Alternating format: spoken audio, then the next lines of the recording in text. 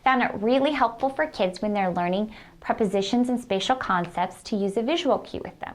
When I teach in, I simply show them in, on. That's very basic. On, off, in, out. So that can be used for much younger kids. Older kids, when we start to expect them to understand prepositions such as next to, under, in front of, behind, a visual cue is very helpful to them. So that's a time to test and see if they know some of their prepositions. You might set up a doll or a dollhouse, a car, give them a little block and ask them, can you put this next to the car? See if they can do it. Can you put it under the car? If they can't, give them that visual cue. Can you put it under the car? Can you put it next to the car? Now put it behind the car. Then you can go ahead and first test for receptive language, can they understand it? And then test for expressive language, can they tell you where it is? You're gonna put it there. Where's the block? They're not sure. Give them that visual cue. Next to, it's next to the car. So you're gonna only test and work on those concepts after you've talked about them a little bit in more naturalistic environments. Start pointing it out. Oh, look, the ball rolled next to the couch. It's next to. A lot of times giving that little visual cue is very helpful and takes them to that next step where they don't need it anymore. So think of what opportunities you can have to use those to help teach your child. Lots of times kids continue to mix up their pronouns. So to teach them, I give them that visual cue which kind of helps them get to the next level and remember. And once they can do that, we stop using the cue. A lot of times kids will mix up he and she. They might see a boy and still say, he going there, he doing this.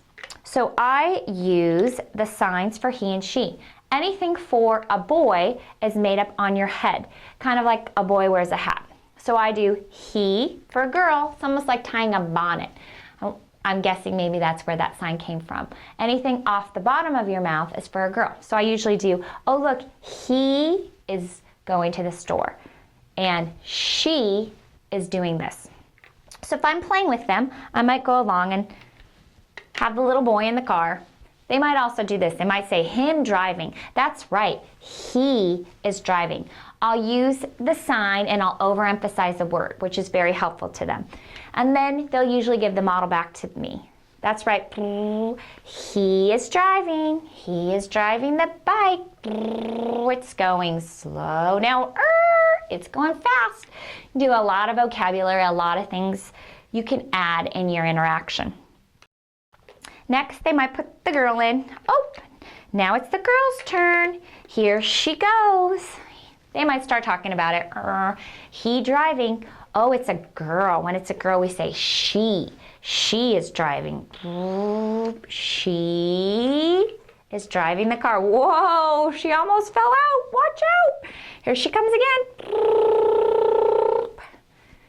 What is she doing? Her driving. She's driving. They're either going to go between that her driving or sometimes pick the completely wrong one and he. So just remind them with the right model. It's a girl. When it's a girl, we say she. This one's a boy. If it's a boy, we say he.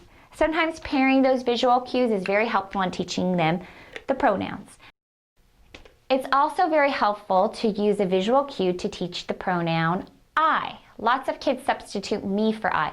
Me going, me go to. You can simply use the sign for I. Kids will follow that very easily. If they say me going, you can say I'm going to. And you can show them that they need to do I instead of me. They usually respond quite well to that and will imitate. Then I can kind of fade that, not even say the word, just if they say me going. I can silently put my finger up and then they'll fix it themselves. I'm going to. So those are some ways to utilize signs or visual cues in helping your child learn pronouns.